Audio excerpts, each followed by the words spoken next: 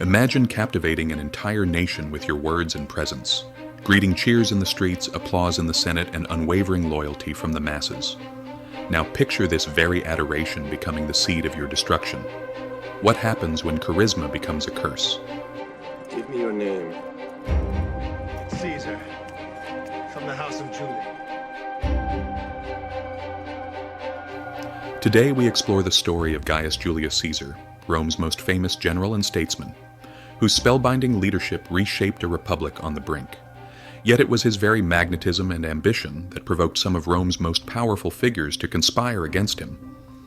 Join us as we examine how Caesar's unrivaled charisma fueled his astonishing rise, and ultimately led to his tragic, bloody end.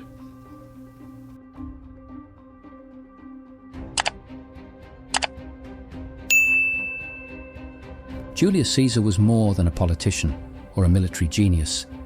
He was the architect of a new political reality in Rome. Born into the patrician Julian clan, yet facing both debt and political marginalization in his early life, Caesar climbed the ladder of Roman politics through a blend of charm, determination, and audacity. He wooed the public with grand spectacles and won critical alliances with the aristocracy. Over time, he secured ever greater power as a consul, a triumvir, and ultimately as Rome's self-declared dictator. But beneath Caesar's unstoppable momentum lay tensions that would shake the foundations of the Roman Republic. By crossing political red lines, forging controversial alliances, and accruing near monarchical power, he ignited both awe and envy in those around him. This video explores the danger of winning hearts so completely that powerful rivals feel compelled to end your reign by any means necessary. Caesar's early path was marked by a series of bold gambles. In 63 BCE, he was elected Pontifex Maximus, the chief priest of Rome, an unexpected triumph for a man in his mid-30s laden with debts. By showcasing his lavish generosity, hosting games, and public feasts, he charmed the average Roman citizen. His voice was persuasive, his presence disarming. In a city where public opinion was the currency of power, Caesar was a master investor. Political alliances became Caesar's stepping stones. The formation of the first triumvirate with Pompey the Great and Crassus gave him unprecedented influence. Pompey commanded immense military prestige, and Crassus was fabulously wealthy. Caesar, however, was the charismatic center binding them together.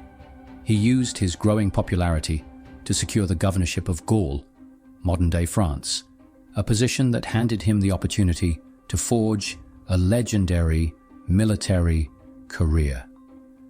From 58 to 50 BCE, Caesar conducted the Gallic Wars, expanding Rome's territories and amassing untold riches. Each victory parade in Rome fed his mythic image as a conquering hero. But the real triumph was psychological. Soldiers revered him because he shared their hardships, fighting alongside them rather than ordering from the back. People in Rome hailed him as the champion of the Republic's glory. Step by step, Caesar used his unmatched popularity and battlefield success to overshadow even his powerful allies. Upon completing his conquest in Gaul, Caesar commanded an army fiercely loyal to him, not just to Rome. His astonishing rise was sealed by his ability to make people want to follow him. But with each success, his critics whispered that the beloved general was veering dangerously close to kingship, an idea that Rome, with its deep-rooted hatred of monarchy, refused to tolerate. The tipping point came in 49 BCE, when the Roman Senate, alarmed by Caesar's expanding influence, ordered him to disband his army and return to Rome as a private citizen. To obey meant humiliation, possibly even imprisonment. To rebel meant civil war. Alea iacta est, the die is cast. With these fateful words, Caesar crossed the Rubicon River, an act of defiance that declared war on the Senate. Civil war engulfed the Republic. Caesar's swift triumph over Pompey's forces revealed his extraordinary military cunning. Once the undisputed victor, he extended clemency to many of his enemies, a calculated move designed to cement goodwill and bolster his image. Yet, the seeds of discord continued to grow. Senators resented the power he accumulated, culminating in his appointment as Dictator Perpetuo, dictator for life. Rome's republican traditions were crumbling under Caesar's towering ambition. This was the turning point where Caesar's supreme popularity grew into something more sinister in the eyes of the elite. Whispers of regal behavior circulated: Caesar's portrait on coins, his statue among Rome's ancient kings, his refusal to stand in deference to senators. These actions all signaled a potential shift from republic to monarchy. His aura of invincibility, once a strength, became a source of fatal jealousy and suspicion. That began as awe transitioned into dread. It's said that absolute power corrupts absolutely. And while Caesar might not have believed he was corrupt, many powerful Romans felt threatened by the reality he was shaping. In 44 BCE, a conspiracy was formed by a group of senators, some close friends, others staunch Republicans, united by one cause: prevent Caesar from becoming king. On the Ides of March, Caesar entered the Senate building unaware that a trap had been laid. A group of senators, led by Gaius Cassius and Marcus Brutus, surrounded him. In a flurry of daggers, Caesar's life ended. His body left in a pool of blood at the foot of a statue of Pompey, the very rival he had once defeated. As Shakespeare would later memorialize, Caesar's final words, "Et tu, Brute," remain a haunting echo of betrayed friendship. Ironically, the assassination unleashed chaos rather than restoring the Republic. Civil wars raged on, paving the way for the rise of Augustus and the birth of the Roman Empire.